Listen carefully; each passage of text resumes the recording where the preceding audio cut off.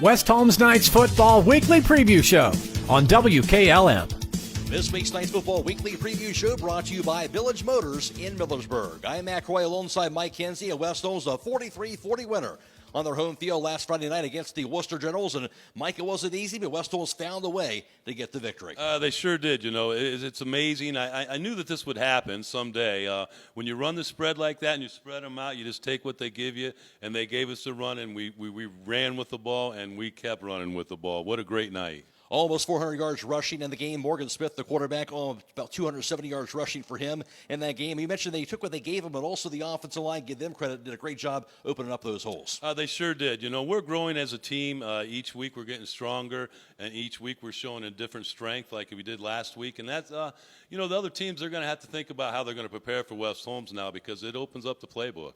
Worcester, their balanced offensive attack certainly gave West Holmes defense some problems throughout the course of the night, but West Holmes' defense, again, getting some huge stops late in the game, including that interception by Lynn Klein. Yeah, it seems like when they have to get it done, they do. I just wish they do it a little bit more often. It makes it a little bit nervous out there. But, you know, I guess as long as we score more points, it doesn't matter. In the end, West Holmes, their 21st consecutive home victory in that win over Worcester. For more on that and also look at this week's matchup with Lexington, let's go out to the Knight Stadium right now. The Jake Seidel alongside head coach Zach Gardner.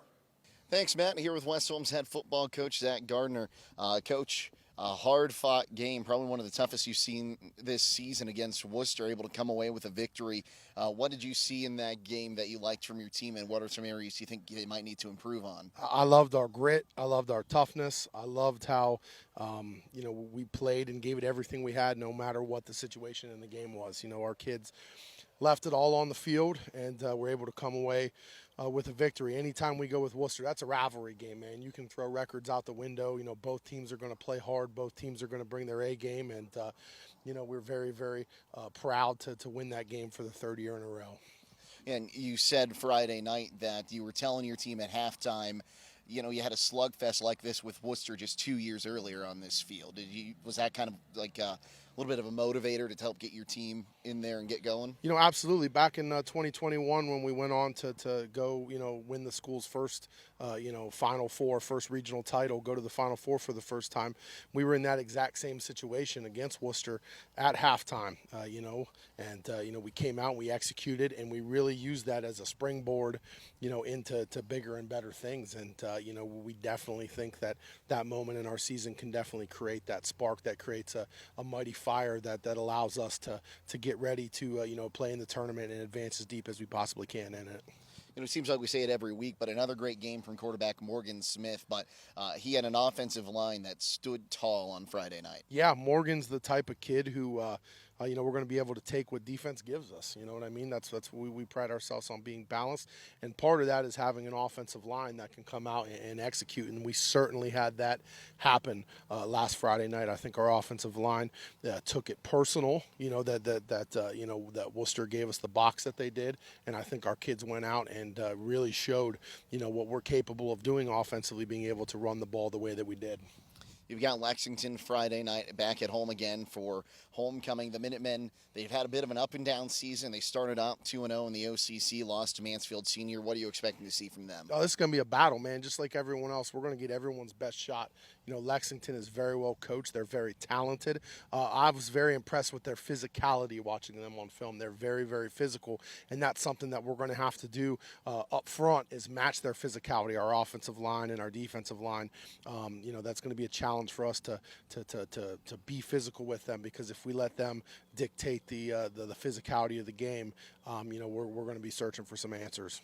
Coach, thanks for your time today. Good luck on Friday. Thank you. Back with West Holmes lineman Gage Brown. Gage, a fantastic game and a hard-fought game in the trenches against Worcester. What can you tell us about what you and your other linemen were able to do in that game? We were just able to move people around, get the running lanes open up our run game, so we just took it. And, you know, that's a great thing when you have an offensive line that can kind of take over like that and give some of your other specialists a chance to make a big play. Yeah, we kept opening holes, and Morgan kept finding them. He had like 200-something rushing yards, and that's a lot for a quarterback, so just felt good. So you got Lexington this week. You know, that's another team that you could have another one of those hard-fought battles in the trenches. What are you and your teammates doing to get ready for the Minutemen? Practicing hard, work hard, lift hard, everything. Okay, well, Gage, thanks for your time today, and good luck against Lexington on Friday. Thank you.